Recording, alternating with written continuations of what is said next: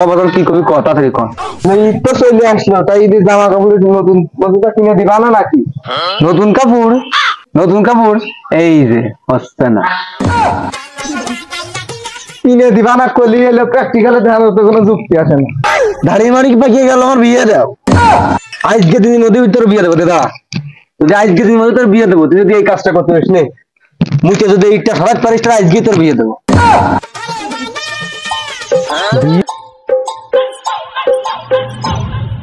Dime si tú sola en la cama te toca.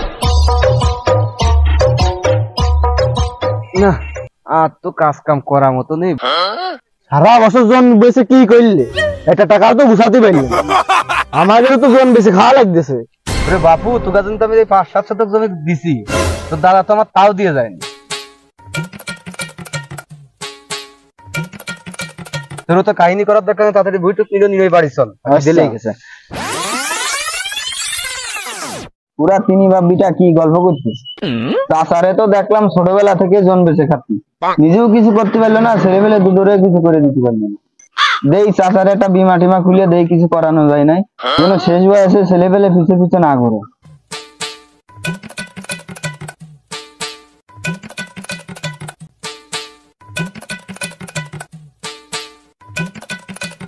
চাচা আসসালামু আলাইকুম, ভালো আছো? আছি। কি খবর ভাইবো, তোমার কি খবর? এই তো ভালো আছি তোমাকে দুয়াই। চাচা একটু সময় হবে কথা কথাম? সময় হবে না কি যা কবা কয়ে ফেলার সমস্যা নেই ভাইবো। চাচা যদি একটু একা থাকতে তাহলে একটু ভালো হতো।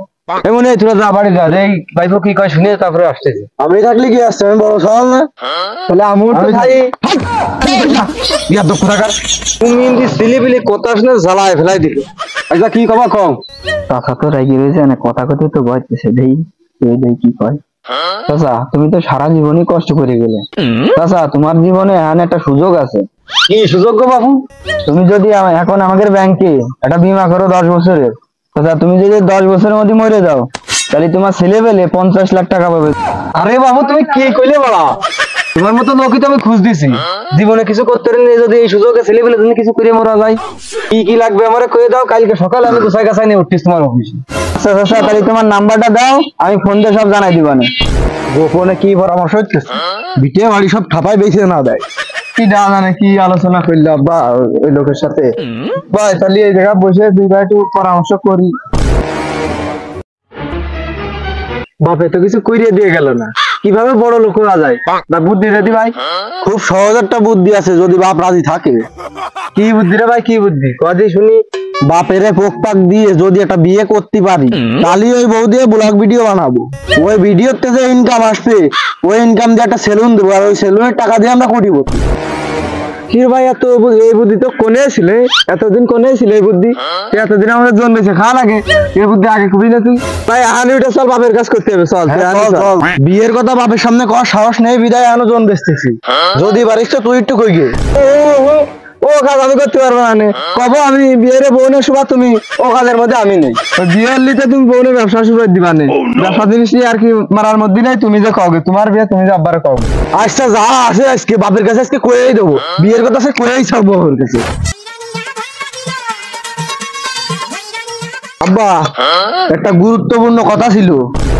গুরুত্বপূর্ণ কথা কবে জীবনে করেন তো গুরুত্বপূর্ণ কথা তোকে মুভি শুনিনি ক আজকে কনে বয় ক গুরুত্বপূর্ণ কথাটা তাহলে তুই ক।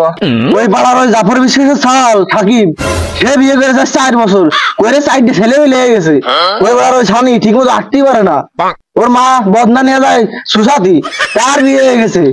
তাই এই সব গল্প তুই আমারে করছিস বুঝতেছ না তুমি বুঝতেছো না দাঁড়িয়ে মারি পাকিয়ে গেল আমার বিয়ে দাও।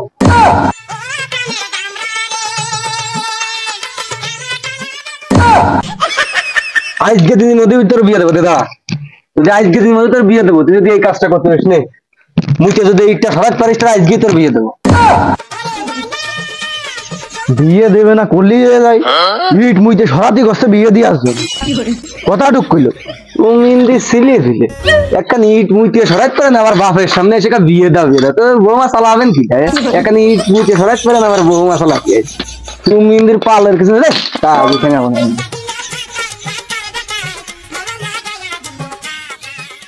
কিরামটা করবে কিনা মিয়া ভাই বিয়ের কথা কইলো, তাই কইলো যে মুইতে ঈদ ছাড়াতে হবে, তাইলে আমার আর 50 বছরেও বিয়ে হবে না।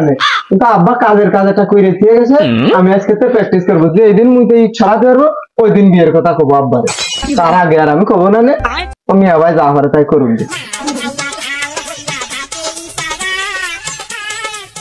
আব্বা একটা কথা কব।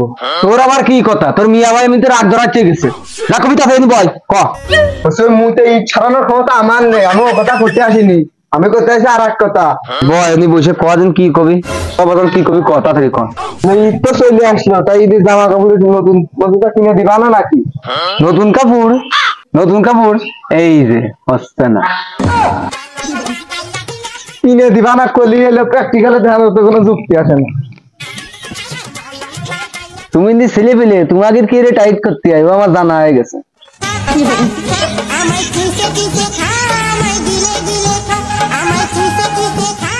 কিস্তি ফোন দিছে।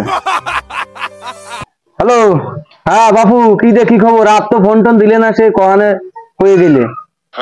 হ্যাঁ কও কি দেখি, আনতে হবে নাকি? হ্যাঁ শুনতেছি, কও কি ভোটার আইডি কার্ডের ফটোকপি? আচ্ছা ঠিক আছে বাপু, নিয়ে চলে আসতেছি, এক্ষুনি আসতেছি। দেখ তাড়াতাড়ি গুছাই গেছাই ব্যাংকের থেকে ঘুরিয়ে আসি।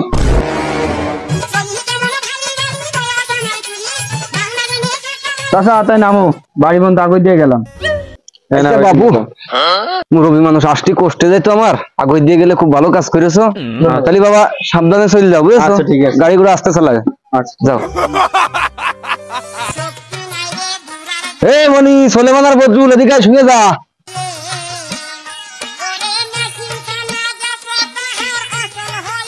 কি আইস আব্বা, কি কবা কও? মনি তোরা তো জীবনে কিছু করতে পারিনি আমি, তোকার সারা জীবন জন বেচাই খাই, মাঠে ঘাটে যেমনি জন বেচাই খাওয়াই তোকার। তোকার না জানাই তোকার একটা বীমা করেছে, 10 বছর মেয়াদি একটা বীমা করেছে যা কাগজপাতি। এই 10 বছরের মধ্যে যদি আমি মরে যাই, তাহলে মনে কর তোরা 50 লাখ টাকা হয়ে যাবে।